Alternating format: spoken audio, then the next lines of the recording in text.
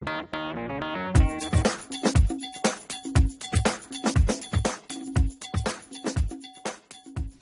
selamat datang ke belajarphp.com. Saya Zahir Syam Yusof, selaku trainer anda, akan mengajak anda bagaimana untuk mempelajari PHP dan MySQL dengan cara yang mudah.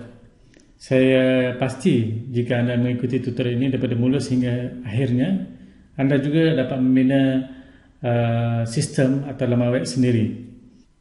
Terlebih dulu, apa kata sebelum kita teruskan tutorial, baik kita berkenalan dulu dengan PHP. Apakah PHP ni sebenarnya? Sebenarnya PHP ni adalah salah satu bahasa pengatur caraan sebelah server ataupun kita istilahkan sebagai server side. Bahawa masa sekarang PHP telah diguna pakai atau telah dipasang lebih daripada 300 juta laman web seluruh dunia. Sebenarnya PHP pada asalnya ketika dibangunkan tahun 1995, dia merupakan singkatan kepada personal homepage. Tetapi setelah mendapat sambutan ramai dan telah digunakan pakai oleh ramai, akhirnya PHP ini dikenali sebagai PHP Hypertext Preprocessor. Bahasa PHP atau language PHP sebenarnya agak mudah kepada yang mengetahui ataupun pernah ada pengalaman atau mahir dalam Java ataupun C++. PHP ini sebenarnya mirip kepada bahasa tersebut. Bahasa PHP ni sebenarnya bahasa skrip untuk web server. Bermaksud PHP ni dia hanya boleh di-run di dalam server, web server. Bukan dia macam, contoh kalau kita tengok macam sekarang kita ada HTML, kita ada CSS, kita ada Flash, semua tu dalam web browser, bukan di server side. PHP ni tugasnya di bahagian server tu.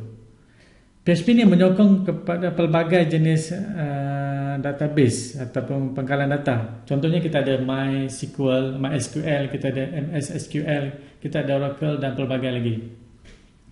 Tahu tak anda, PHP ni sebenarnya telah digunakan oleh seluruh dunia.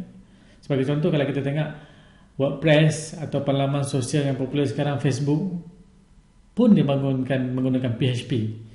Tak lupa juga dengan Joomla, Drupal dan seumpamanya. Semuanya aplikasi ini terutama yang melibatkan open source dibangunkan menggunakan PHP. Hebat kan PHP ni? Mari kita lihat apa sebenarnya kelebihan PHP ni. Pertamanya, dah tentulah sebab ianya percuma. Sebabnya dia adalah open source. Jadi sesiapa saja boleh downloadnya dengan percuma. Tak payah lesen lagi ya. Itu kelebihan PHP ni yang pertamanya. Yang keduanya, dia mudah untuk digunakan. Macam tadilah, kalau kita jadikan dia sebagai Joomla, kita boleh buat web tu dengan mudah. Dan mudah juga untuk dipelajari. Yang ni saya akan tunjukkan daripada awal sampai akhir tutorial nanti. Kita akan tunjukkan macam mana mudahnya PHP ni.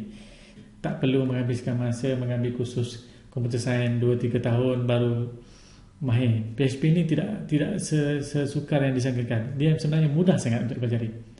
Dan satu lagi, PHP ni dia tidak perlu compile. Untuk pengetahuan anda, semua bahasa, contohnya macam VB, kita ada C++, semuanya di akhir pengatur caraan tersebut kita perlu compile untuk jadikan end product, untuk jadikan sebagai software atau application, kita perlu compile terlebih dahulu. Tetapi PHP ni dia unik kan, dia tak perlu macam tu, tak perlu compile lagi. Dia sendiri adalah end product sendiri. Dia ni stabil dan mempunyai kemampuan tinggi. Apa yang dimaksudkan dia mempunyai kemampuan tu? Sebabnya PHP ni dia merupakan skrip yang amat efisien. Dengan hanya menggunakan satu pelayan web ataupun web server yang biasa-biasa punya, PHP ni boleh mampu melayan berjuta pelayar atau visitor sehari.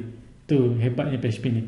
Dan satu sebab dia boleh integrasi dengan pengkalan data. Macam saya cakapkan tadi, untuk tutorial ni kita akan gunakan database MySQL. Dan akhirnya kelebihan PHP ni dia boleh dia mesra dengan pelbagai jenis sistem operasi atau OS. Sebagai contoh, kita ada Linux, kita ada Unix, kita ada Microsoft Windows dan sebagainya. Saya rasa ini saja cukup untuk pengenalan PHP dan mungkin anda pun tak sabar untuk belajar PHP. Kita jumpa dalam tutorial seterusnya.